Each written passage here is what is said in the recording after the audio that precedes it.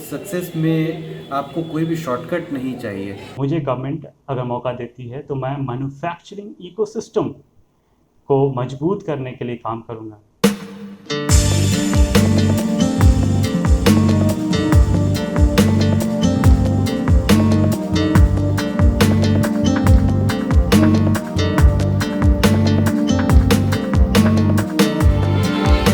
जो मैंने strategy formulate किया है वो लोगों से बात करके ही, टीचर के हेल्प से ही, या सोशल मीडिया में जो सीनियर्स अवेलेबल हैं गाइडेंस के लिए, उनके मदद से ही मैंने अपनी सही स्ट्रैटेजी को फॉर्मुलेट किया है।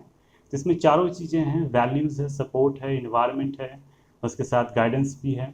तो मुझे लगता है कि सिविल सर्विसेज की तैयारी के लिए सबसे इम्पॉर्टेंट चीज़ पेशेंस है और आपका स्ट्रॉन्ग डिटर्मिनेशन है कि आपको उस बीच में हिम्मत नहीं हारना होगा और इस सक्सेस में आपको कोई भी शॉर्टकट नहीं चाहिए। मैंने सेल्फ स्टडी की है क्योंकि ऑफिस के साथ मुझे टाइम नहीं मिल पाता था किसी कोचिंग को ज्वाइन करने का, और फिर धीरे धीरे करके मैंने मेहनत करके फिर ये पोस्ट हासिल की है।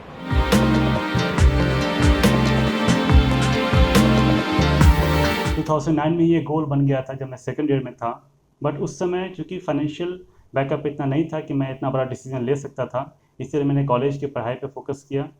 और प्लेसमेंट होने के बाद भी मैंने ऐसे सेक्टर को चुना जिससे कि फाइनेंशियल डिफ़िकल्टी के लिए जो जॉब करना था वो भी हो जाए, और सिविल सर्विसेज के लिए जो ग्राउंड प्रिपेयर करना है वैसा डायनामिक इन्वायरमेंट भी मिल जाए। बहुत मुश्किल होती थी।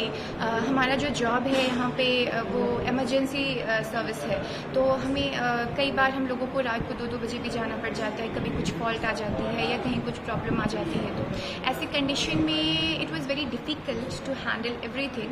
However I managed to do things at times.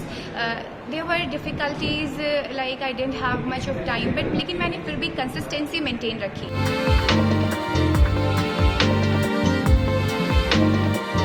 मुझे लगता है कि एक पुलिस और लोगों के बीच एक कम्युनिकेशन गैप है और एक गुड फेथ की कमी हो गई है। तो अगर मैं रहूँगा, ईमानदारी से अपने काम को कर पाऊँगा, तो मुझे लगता है कि मैं दोबारा से इस जो कम्युनिकेशन गैप है उसे मैं दूर कर पाऊँगा।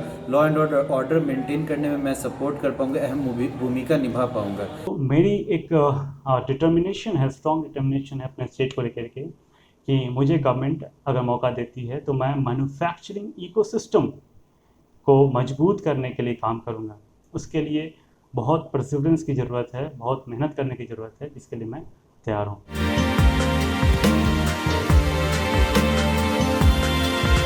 जॉब में रहने के बाद तो मुझे यही लगा कि सबसे अहम रोल है टाइम मैनेजमेंट का, कि किस तरह से हम कम से कम टाइम में ज़्यादा से ज़्यादा सिलेबस कवर कर सकें।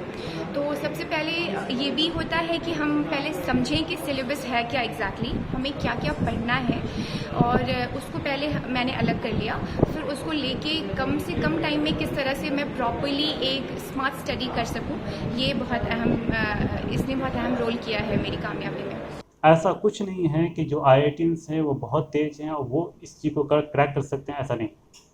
कई सारे स्टोरी चल रहे हैं कि अंडा बेचने वाला भी BPSC पास किया है, क्योंकि ये डुएबल है।